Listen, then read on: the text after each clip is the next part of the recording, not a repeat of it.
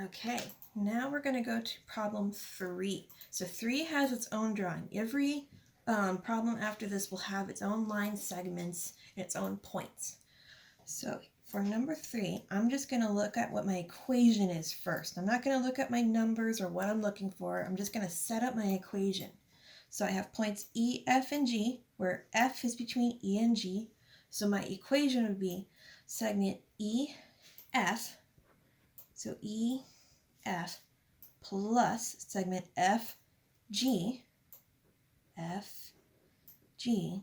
equals the full length of the segment EG. So equals EG. Now that I have my equation, I'm going to go back, look at the information they give me, and look for what we need to solve for. Here, I'm going to squish this a little bit. So EF, we can see on our drawing, is 8. Right? They say here, there's this 8 here telling me that this line segment is 8. So I'm going to put an 8 underneath my EF. FG has an X here, and that happens to be what we're looking for. We're finding the value of X. So I'm going to write plus X under FG. And then it tells me that the full length EG, so the full length is 15. So I'm going to put a 15 underneath EG. What I have here now is a one-step equation. We will actually solve for X the same way that we solved for PQ up here.